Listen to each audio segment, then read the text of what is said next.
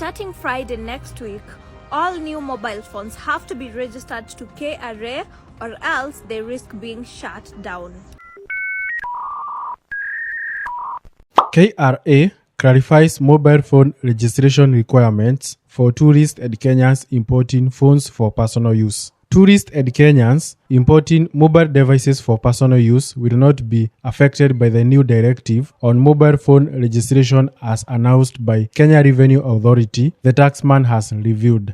In a statement obtained from the internet, KRA revealed that the system will not affect individuals bringing mobile devices through accompanied baggage. Further, they will be allowed to bring in items worth $2,000 for personal use without paying duty. For travelers, tourists and other visitors, all devices on roaming numbers who come to the country with foreign numbers will not be subjected to any declaration process. Visitors buying local SIM cards will have a support process to facilitate their device compliance to access the network, KRA noted. The taxman further announced the new directive to all mobile phone importers, travelers and local device manufacturers will take effect on January 1st, 2025. To expand the tax base, KRA is collaborating with the Communications Authority in implementing a mobile device declaration system under its Enterprise API and EAPI project.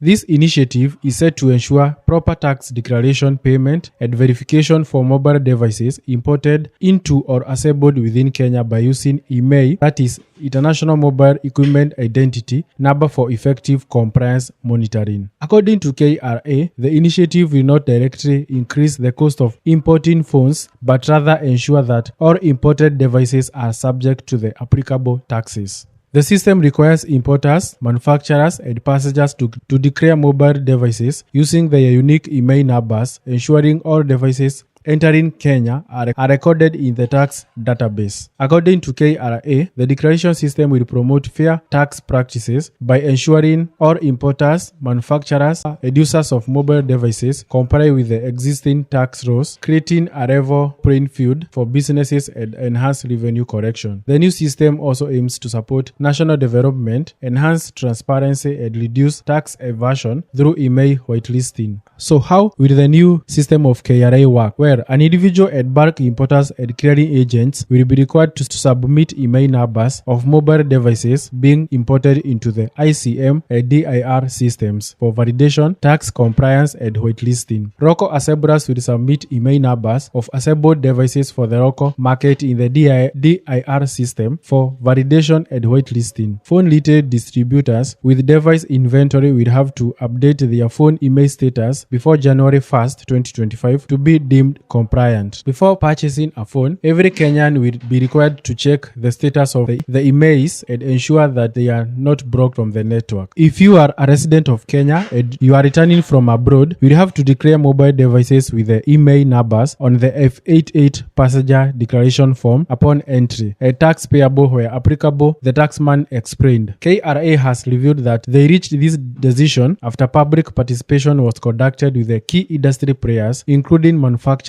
and importers, to incorporate their feedback into the implementation strategy. The taxman has revealed that this new system is also coming as a help to Kenyans as it will shield the consumers from counterfeit mobile devices, which will be flagged during the IMEI declaration process and handed over to the competent authorities. KRA has revealed that there will be tough consequences for importers and assemblers who do not follow these new regulations. On importation for devices which have not paid taxes, they will be deposited until such payment is done, the body reviewed. The new regulations apply only to devices imported or assembled in Kenya from 1st of November 2024 onwards. Kindly comment down on your thoughts. What do you think on these new regulations by Kenya Revenue Authority on mobile devices? Will it help KRA on collecting tax and widening its tax base? Wase ni kunoma. Kuanzia next month kama hujalipia tax na unatumianga phone, anybody mwenye anatumia phone ama anauzanga simu ama wewe ni importer wa simu, kama hujalipia tax utakuwa line yako itakuwa inafungwa. According na information yenye government imetoa is that as from November tarehe 1 every email itakuwa inauploadiwa kwa the KRA portal. Inamaanisha through the email watakuwa able kuangalia phone yako imelipwa tax. Meaning kama haijalipwa inafungwa ama inakuwa blacklisted. Na remember the email ikikuwa blacklisted, simu yako haitafanya line, haitasoma sim card, na ni hivyo, hiyo simu utakuwa tu unaitumia online peke yake, na pia watakublacklist na unaweza either wanaweza kuja kukutafuta ama venye watafanya, sijui the next action itakuwa gani, but as from next month mambo si mzuri kwa smartphone market. Inamaanisha kitu ya kwanza, bei za simu zitapanda cause kila msee sasa atakuwa targeted, either una import unafanya nini. Hizi simu za refurb, it doesn't matter ati unabuy simu mpya ama ni refurb, zote zinakuwa target cause zote zinahitaji email, na bila email phone haiwezi soma sim card, na pia huwezi tumia simu bila sim card. Inamaanisha any email number itakuanga uploaded kwa the KRA portal. Si kuzuri hata kidogo. Hii government imeamua kututarget hivyo cause waliona wase ati walipi tax, and yet tunalipa tax, but most of the money huwa anakula wanaiba, na wanakuja hapa kutufinyilia sisi wenye tunajaribu kujinua kimaisha, tunajaribu kuepa poverty, but hawanadai kuturudisha huko kwenye tulitoka. Hivyo ndio iko. So inamaanisha from next month vitu hazitakuwa mzuri, the smartphone market ita affect a big time.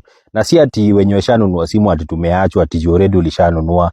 Hata wewe mwenye umenunua bado wanakutarget. Hivyo ndio kuko. Kama kuna mshanada hiyo information, unaweza kutumia WhatsApp, unaweza ni text WhatsApp, but pia nimeiweka kwa hiyo WhatsApp group yangu ama hiyo whatever hiyo yangu nimeiweka hapo. Hivyo ndio kila msee ajisomee, ndio mkwebo kujua next month venye mambo itakuwa. So ukiona phones imeanza kupanda bei, usianze kusema oh mwasi umehike bei, enda ulize government kunaenda aje, cause hiyo ndio imeamua kutufinyilia. Stories zingine za tax mlicheki, stories za M-Pesa as from sijui December, any ya money yenye iko kwa M-Pesa ama iko wapi itakuwa inataxiwa.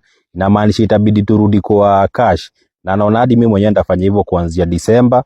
Tutakuwa natumia cash peke yake cause mbona tulipe tax kila mahali alafu hizo ndo zote warudi wazibe na watusaidii. Ndio hizo barabara mnaona hazina stima, barabara zimechimbika, vitu mingi zimeharibika, maosi hakuna madaktari, na everything yenye na affect country because of some few people wenye wanadai kujitajirisha na hizi pesa zetu zenye wanatutax kila mahali. So as from next month mambo ya simu itakuwa kali, sijui kutendaje, but wacha tungoje tuone. Apparently they have issued new directives regarding mobile phones. For example, let's say you travel outside and you go and buy your mobile phone. When you arrive at the airport, you must give details about your mobile phone, including what? IMEI. Alright? Any visitor coming to Kenya must declare their mobile phones and give their details at the airport. Mobile phones is no longer a private property or asset in Kenya. It is something that the government must know about. In other words, having a mobile phone is tantamount to being a criminal. It is equivalent to owning a car or importing, or you know, very soon we will be required to show the contents of our wallets when we come to Kenya. Probably they will even need registration certificate for our spectacles. This government is crazy. There are so many things that they are doing I don't even understand. Who helps them to make these policies? So what does a visitor to Kenya, a tourist, have to do with her mobile phone details being taken by KRA? What? Anyway, this is the new Kenya. Welcome.